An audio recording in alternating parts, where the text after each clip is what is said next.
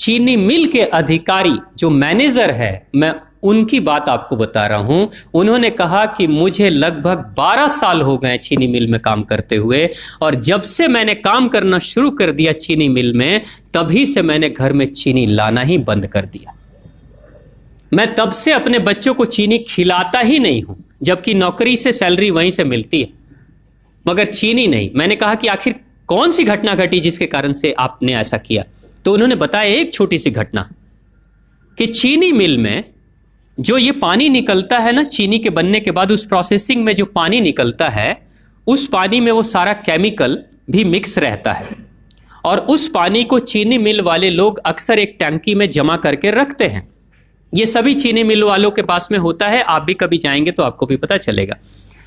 वो टंकी में वो पानी रखा जाता है, लेकिन रोज रोज प्रोसेसिंग हो रहा है, रोज चीनी बन रही है, रोज बहुत सारा पानी आ रहा है, तो आखिर कब तक? एक टंकी की क्षमता है ना, कितने दिनों तक वो टंकी खाली रहेगी? भर जाती है, भरेगी तो फिर क्या करेंगे? खाली करना है। तो क्या किया था चीनी मिल के लोगों ने? सोचा कि छोड़ो ना, अब कहां जाएंगे उसको फेंकने के लिए कहीं दूर, क्योंकि अब उतनी बड़ी टंकी जिसमें हजारों गैलन पानी है, उसके लिए ट्रांसपोर्ट में कितना खर्च आएगा, तो बेहतर होगा रात के अंधेरे में कहीं खेत में डाल देते हैं।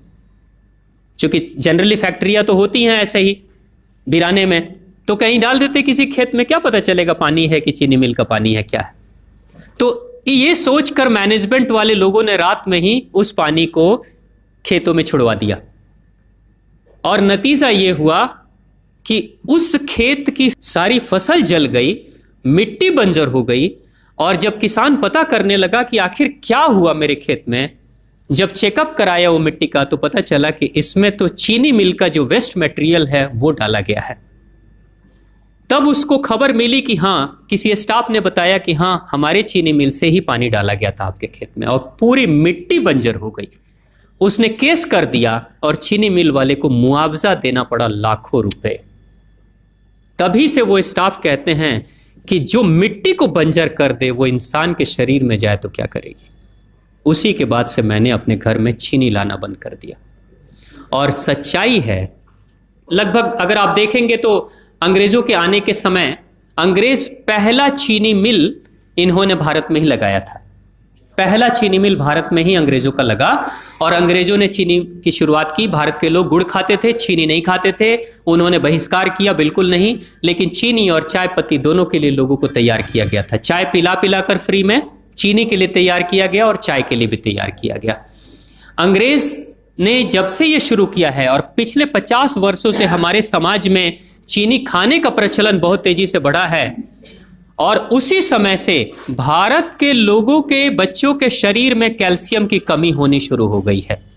अगर कोई माँ, अगर कोई बहन जो गर्भवती हो, गर्भकाल के दौरान अगर चीनी का सेवन अगर कोई बहन कर रही हो, तो चांसेस ज्यादा होते हैं गर्भपात होने के।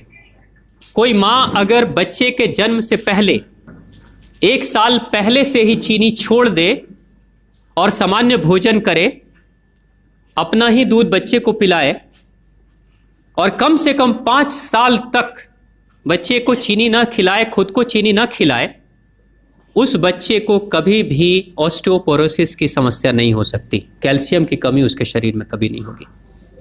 चीनी जब जाती है आपके शरीर में, तो बाहर जब निकलती है तो अकेले नहीं निकलती, कैल्शियम लेकर निकलती है। चीनी कैल्शियम लेकर निकलती है, हड्डियों को गलाकर निकलती है। और जिसके शरीर में कैल्शियम की कमी हो जाती है, उसके शरीर में मैग्नीशियम, पोटेशियम, आयरन सबकी कमी हो जाती है। कैल्शियम वो तत्व है कि जिसके शरीर में कम हो जाए, सारे तत्व कम हो जाएंगे, और कैल्शियम की कीमत पे चीनी हम खाते हैं। भारत, पाकिस्तान, बांग्लादेश, नेपाल, ऐसे कुछ देशों के अलावा दुनिया के बहुत सारे ऐसे राष्ट्र हैं जहां चीनी का इस्तेमाल ही नहीं होता। आज भी चीनी खाते नहीं, बहुत सारे देश नहीं खाते बिल्कुल। आप गुड़ खाया करिए, वो ज्यादा बेहतर है, चीनी को छोड़िए।